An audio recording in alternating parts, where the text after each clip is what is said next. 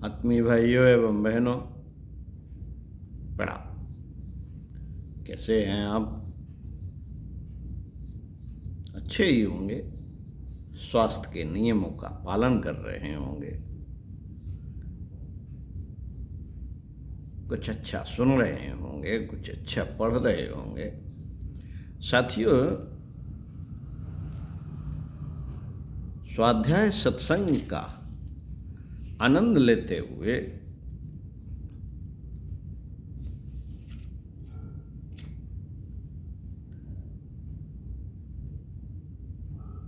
हम आपको अपना दृष्टिकोण ठीक रखें। लेखक पंडित श्री राम शर्मा आचार्य जी के विचारों को, उपदेशों को पढ़कर सुनाते हैं। आइए सुनते हैं। विषय हमारा दृष्टिकोण भी सुधरे। साथियों, संसार की प्रत्येक वस्तु में भले बुरे दोनों प्रकार के तत्व विद्यमान हैं। ठीक उसी तरह जैसे काल के संदर्भ में रात और दिन, संसार का प्रत्येक पदार्थ अपने आप में अपूर्णता लिए हुए है। चेतन और जड़ के सहयोग से निर्मित यह विश्व विकार युक्त है। निर्विकारी तो एकमात्र परम सत्ता ब्रह्म ही है। यह निर्विवाद सत्य है। किंतु मनुष्य का प्रतिगामी दृष्टिकोण केवल वस्तुओं, स्वयं के और संसार के कृष्ण पक्ष को ही देखता है। जिस तरह हरा चश्मा चढ़ा लेने पर चारों ओर हरा ही हरा, लाल चढ़ा लेने पर लाल ही लाल दिखाई देता है, वैसे ही संसार की विभिन्नता मनुष्य के दृष्टिकोण का ही परिणाम है। एक पेड़ को बड़े इस दृष्टि से देखेगा कि इसमें काम का सामान क्या क्या बनेगा। एक दार्शनिक विश्व चेतना और जड़ के सम्मिलित सौंदर्य को देखकर खिल उठेगा।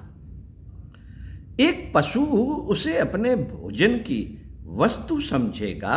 एक साधारण व्यक्ति उसे कोई महत्व नहीं देगा। हमारी मानसिक शक्ति ही बाह्य संसार के रूप में हमारे सामने आती है। दूसरों को भले रूप में देखना ही दृष्टिकोण पुरोगामी मानसिक शक्ति का परिणाम है। दूसरों की बुराई, दोष दर्शन, छिद्रान्वेषण अपनी ही विकृत आंतरिक जीवन का दर्शन है। प्रतिगामी मानसिक शक्ति का परिणाम है। मनुष्य का जैसा दृष्टिकोण होता है, वह दूसरों के प्रति जैसा सोचता है, उसी के अनुसार उसके विचार होते हैं और इनके फलस्वरूप वैसा ही वातावरण, परिस्थितियां प्राप्त कर लेता है। दूसरों के दोष दर्शन, छिद्रान्वेषण करने वाले व्यक्ति जहां भी जाते हैं, उन्हें अच्छाई नजर नहीं आती और लोगों से उनकी नहीं बनती। सबको अच्छी निगाह से देखने पर सरल सात्विक स्वभाव के लोगों को हर जगह अच्छाई ही नजर आती है। बुराई में भी वे ऊंचे आदर्श का दर्शन करते हैं। मरे हुए कुत्ते से लोग घृणा करते हैं, किंतु करुणामूर्ति ईसा मसीह ने उसी में परमात्मा के सौंदर्य का दर्शन कर अपनी गोद में उठा लिया था। सर्वत्र अच्छाई के दर्शन करने पर बुरे तत्व भी अनुकूल बन जाते हैं। इस तरह बाह्य वातावरण, परिस्थितियों के निर्माण में मनुष्य का स्वयं का अपना दृष्टिकोण और उससे प्रेरित भाव, विचार, आचरण ही प्रमुख होते हैं। साथियों, मनुष्य के मित्र और शत्रु उसके भाव, विचार, दृष्टिकोण आदि ही हैं। बाह्य जगत तो मनुष्य के आंतरिक जीवन की छाया मात्र है। बाह्य परिस्थितियां, उलझने, समस्याएं एवं कठिनाइयां तो आंतरिक जीवन के फलस्वरूप हैं। युधिष्ठिर और दुर्योधन एक ही सभा में बैठे हुए थे। दुर्योधन से पूछा गया, आपको यहाँ कितने भले आदमी दिखाई पड़ते हैं? उसने कहा, मुझे यहाँ कोई भला आदमी दिखाई नहीं पड़ता। यही प्रश्न जब युधिष्ठिर से पूछा गया तब उन्होंने कहा, यहाँ मुझे सब भले ही भले दिखाई देते हैं, बुरा तो कोई नजर नहीं आता। मनुष्य अपने ही अच्छे बुरे दृष्टिकोण को बाह्य परिस्थितियों पर आरोपित करके वैसा ही देखता है। जैसा मनुष्य स्वयं होगा वैसा ही बाहर देखेगा। साथियों, जो लोग अपने आप को बड़ी कठिनाइयों और शत्रुओं के बीच में घिरे हुए देखते हैं, वस्तुतः उनकी विचार और भाषा की शक्ति प्रतिगामी होती है। ऐसी स्थिति में मनुष्य अपने आप को विरोधियों, हानि पहुंचाने वालों से, काम बिगाड़ने वालों से घिरा हुआ मानकर परेशान होता है। वह यह नहीं समझता कि यह परेशानी मेरे स्वयं आंतरिक जीवन की बाह्य छाया मात्र ही है। जिसकी मानसिक शक्तियां पुरोगामी होती हैं, उसे चारों ओर अपने मित्र, सहायक दिखाई पड़ते हैं या कठिनाइयों से नहीं घबराता। दूसरों में अच्छाइयां ही नजर आती हैं। फलतः जीवन की भीषण विपरीत परिस्थितियों में भी वह सफलता प्राप्त कर लेता है। सब उसके सहायक बन जाते हैं। साथियों, वस्तुओं के काले पहलू का दर्शन करने, दूसरों के दोष, छिद्र आदि देखने, प्रतिगामी दृष्टिकोण के अभ्यास करते रहने पर थोड़े समय के बाद ऐसी स्थिति हो जाती है कि बाह्य कारण न पाकर मनुष्य अपने बुरे विचार, असद्भावों, दूषित दृष्टिकोण का केंद्र स्वयं को ही बना लेता है। यह बड़ी जटिल स्थिति हो जाती है। इसके परिणाम स्वरूप गंभीर शारीरिक या मानसिक रोग हो जाते हैं।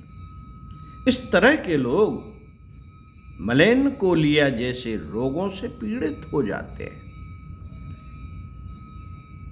दूसरों से लड़ने की आदत पक्की हो जाने पर मनुष्य जब अपने सामने लड़ने का कोई आधार नहीं पाता तो वह अपने आप से लड़ने लगता है। जो व्यक्ति अपनी शक्ति के दिनों में दूसरों को मारते पीटते हैं, बालकों पर लात घूंसे बेंते उड़ाते हैं, वे वृद्धावस्था में असमर्थ हो जाने पर अपना सिर फोड़ते हैं, शरीर को ताड़ना देते हैं और यहां तक कि कई व्यक्ति आत्महत्या तक कर लेते हैं। आत्महत्या अपने प्रति घृणा, हीन भाव, दोष दर्शन की परमावस्था है। इसके विपरीत सद्भावनाशील उच्च विचारों वाला मनुष्य हर परिस्थिति में शांत, संतोष, प्रसन्नता अनुभव करता है। उसके विचारों से स्वयं उसका ही नहीं वरन अन्य लोगों का भी हित साधन होता है। भला मनुष्य चारों ओर भलाई की सुगंध बिखेरता है और बुरा मनुष्य बुराई का गंदा कीचड़ ही उछालता है। भलाई, उत्कृष्टता, स्वच्छता आदि सब ईश्वर, प्रकृति, नैतिक विधान की धरती पर मिलती है। वे अनादि हैं, स्थिर हैं, अनंत हैं। सृष्टि की रचना में कहीं भी गंदगी, बुराई, अपवित्रता नहीं है। संसार के तत्व चिंतक, संसार के तत्व चिंतकों, दार्शनिकों, हमारे ऋषियों ने यह सब अनुभव किया और कहा, मंगलमय भगवान की मंगलमय कृति यह सृष्टि है। फिर भला दूषित अपवित्र तत्व कहां से आए? कहां से आए? हम अपने भीतरी दृष्टिकोण को बदलें तो बाहर जो कुछ भी दिखाई पड़ता है वह सब कुछ बदला बदला दिखाई देता है। आंखों पर जिस रंग का चश्मा पहना होता है, बाहर की वस्तुएं उसी रंग की दिखाई पड़ती हैं। अनेक लोगों को संसार में केवल पाप और दुर्भाव ही दिखाई पड़ता है। सर्वत्र उन्हें गंदगी ही दिख पड़ती है। इसका प्रधान कारण अपनी आंतरिक मलिनता ही है। साथियों, इस संसार में अच्छाइयों की कमी नहीं। श्रेष्ठ और सज्जन व्यक्ति भी सर्वत्र भरे पड़े हैं। फिर हर व्यक्ति में कुछ ना कुछ अच्छाई तो होती है।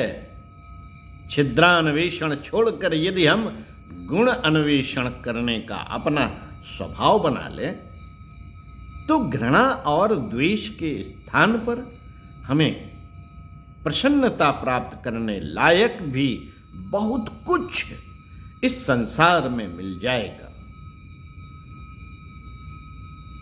मित्रों, बुराइयों को सुधारने के लिए हम घृणा का नहीं, सुधार और सेवा का दृष्टिकोण अपनाएं तो वह कटुता और दुर्भावना उत्पन्न न होगी जो संघर्ष और विरोध के समय आमतौर से हुआ करती है।